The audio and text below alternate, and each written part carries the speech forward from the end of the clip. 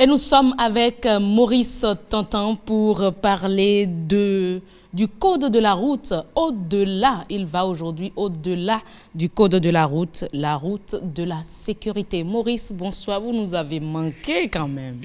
Effectivement, et chers amis téléspectateurs, bonsoir chez vous. Je suis très heureux de vous retrouver encore une fois ce jeudi en début de soirée pour partager cette chronique avec vous. Et ce soir, nous allons ensemble décrypter, aborder le code de la route. Et comme Heureuse l'a dit tantôt, on ira un peu plus au-delà. Et donc, c'est justement dans cette perspective d'aller au-delà du code de la route que j'ai intitulé ma chronique de ce soir, Au-delà du code de la route. Et je dois commencer par dire que notre pays, le Bénin, comme tout État moderne, se dote d'instruments juridiques, de tests réglementaires pour organiser la vie en société, les divers domaines qui composent notre vivre ensemble. Et c'est dans ce cadre-là que s'inscrit l'ensemble des prescriptions réglementant la circulation routière que nous connaissons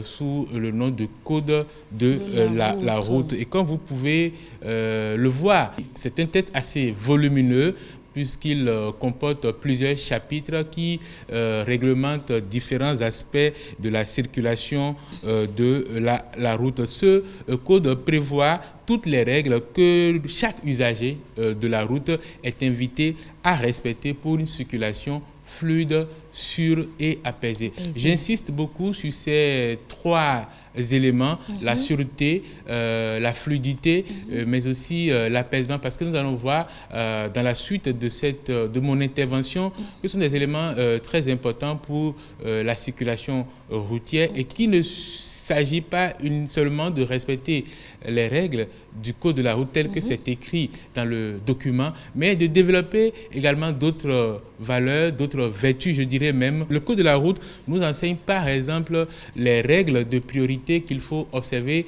dans la circulation, la priorité à droite, la priorité de passage, pour ne citer que ces deux règles-là. Et ce sont des prescriptions fondamentales, c'est des prescriptions de base pour une bonne circulation. Et si nous nous arrêtons, si nous faisons une pause à ce niveau déjà, on peut se rendre déjà à l'évidence donc que le fait que ces règles de base soient bafouées dans la circulation, et on l'observe, est à l'origine, dans le meilleur des cas, des embouteillages monstres, et parfois, malheureusement, c'est dans le pire, c'est des accidents mortels que cela occasionne. Donc, si le code de la route a prévu l'essentiel des prescriptions réglementaires pour la circulation routière, dont le respect devrait nous garantir une circulation fluide, sûre et apaisée, comme je l'ai dit tantôt, l'observation d'autres règles qui relèvent plus disons, des valeurs humaines sont également nécessaires. Et quelles sont ces valeurs humaines alors ?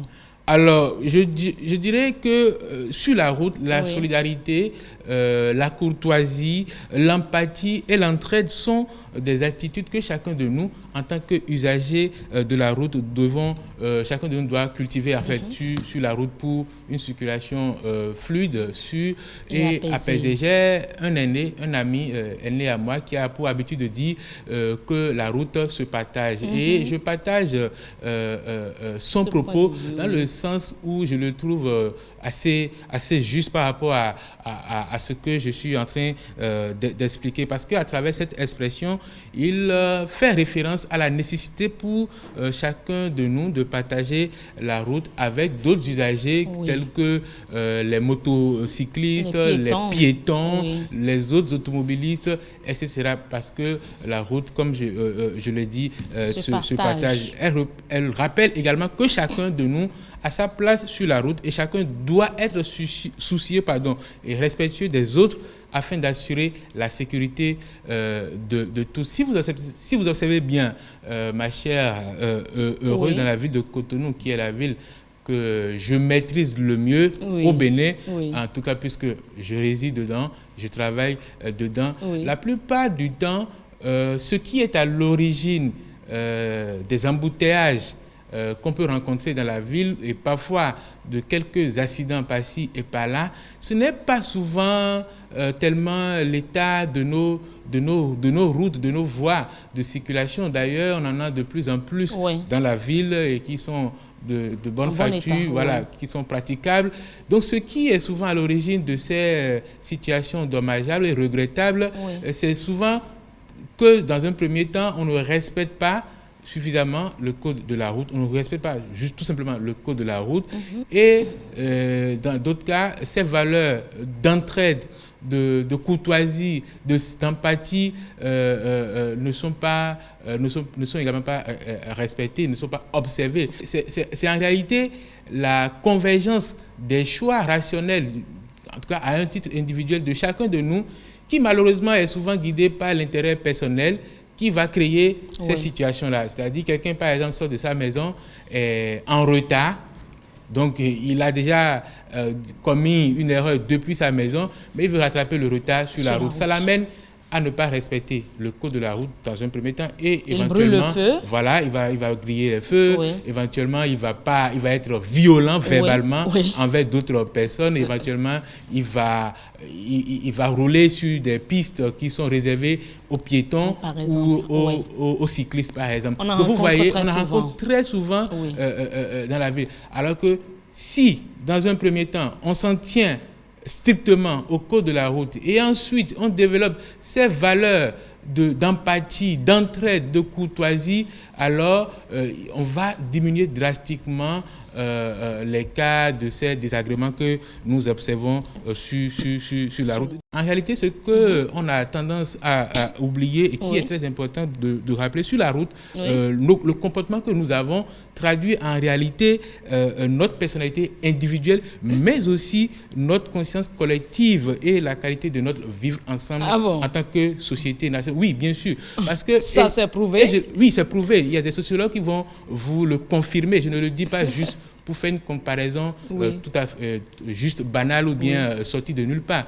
Quelqu'un qui est violent sur la route, en fait, c'est aussi l'expression de sa personnalité profonde. C'est aussi l'expression de ses frustrations. C'est aussi l'expression de l'instabilité qu'il a apporté de sa maison. Donc, la violence verbale, le manque d'empathie et de courtoisie, constitue le reflet d'une société désharmonisée, désorganisée et qui est probablement au bord de l'implosion. Et ce n'est pas ce que nous souhaitons en tant que nouveau type de citoyen. C'est pour cela que nous devons travailler à,